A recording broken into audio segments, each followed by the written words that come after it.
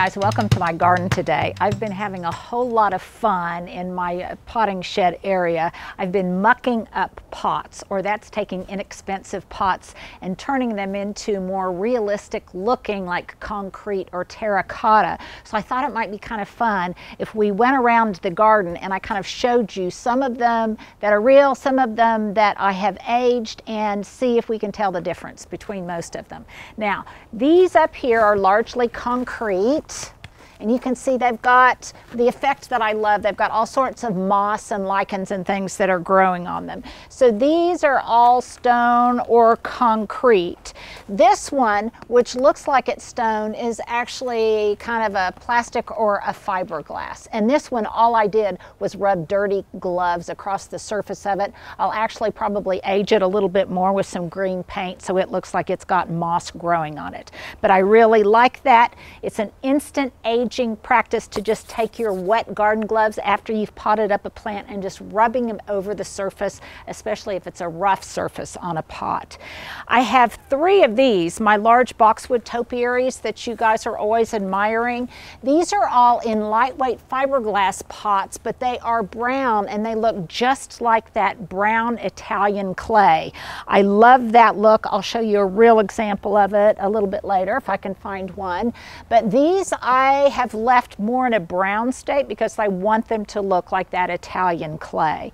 And these are 3 lightweight pots that definitely makes it easier to move them from place to place. A lot of these I can actually reposition on my own because they're not prohibitively heavy. The other thing that's important is sometimes I want the lightweight containers because it'll be easy for me to put them into the greenhouse and store them a little bit later. I've talked some about patience not being very much of a virtue of mine, and sometimes when I want to move something, I want to move it now, I don't want to wait. And so sometimes having faux concrete or faux terracotta helps with that. Now, most of these over here are either like a galvanized metal or they're concrete. These have been here forever. This pot is actually very, very heavy, and you can see it's got a wonderful aged patina to it. Look at the gradations of kind of green and gray, even a hint of lavender. Pay attention to that because when you're starting to muck up your own pots, those subtle differences in hues and in color really make a difference in making it look very realistic. So if you come a little bit deeper into the backyard, you know, I have way too many pots.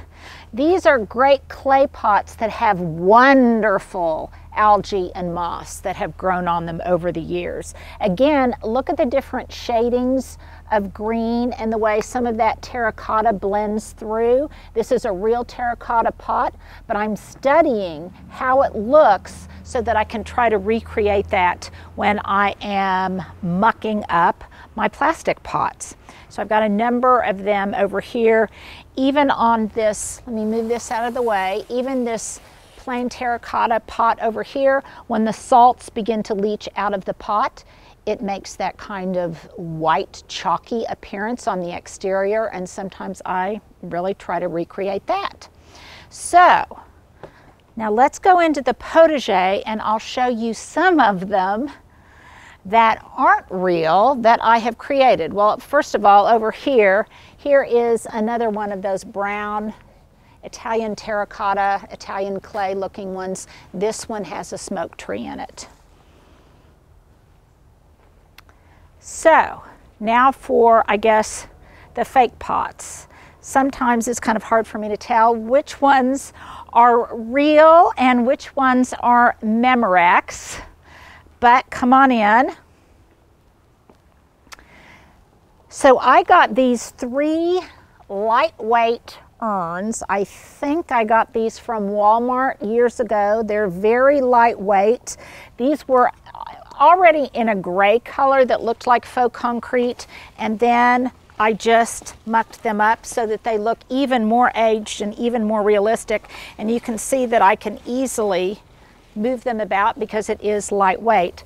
I've got a little Miss Figgy fig tree in this one. Now this one, and see the difference in gradations of color, how I've just patted that paint on there so it makes it look more real.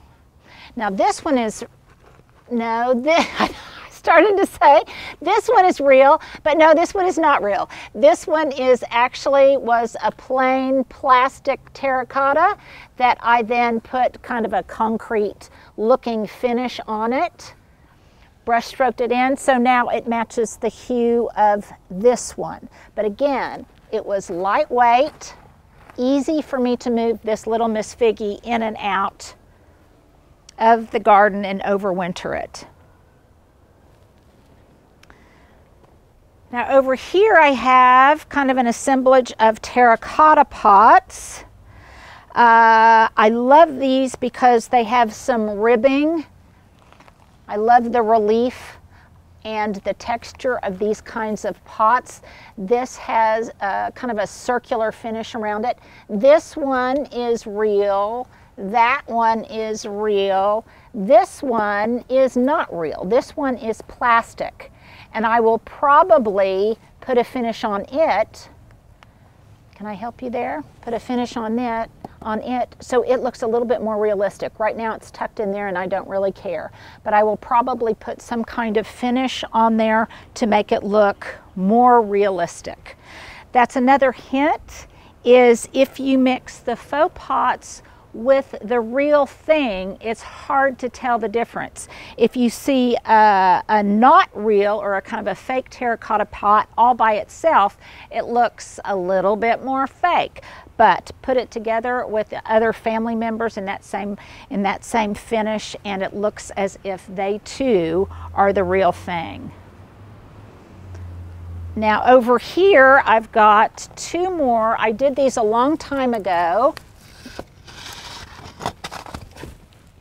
Here are two more of those urns that I did the same kind of concrete finish to. These are white wedding hydrangeas. I put them in these faux concrete pots, and I love them because I can easily lift them on and off of these metal plant stands so that when you see them from the front of the potager, it elevates them, and I can easily lift them on and off these plant stands.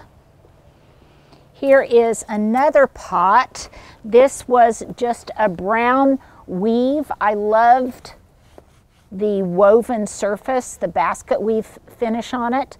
This too is made out of a lightweight plastic. I love these. These came from Gardener Supply, but I did the same thing. I just rubbed some green across it to hang into the cracks and crevices of the finish of this pot, and that makes it look a little bit more real and a little bit more aged. So if you guys stick around or head over to my YouTube, I'm going to be mucking up some more pots real soon. You can see the very sophisticated, very methodical way in which I transform these lightweight pots into something that looks a little bit more realistic.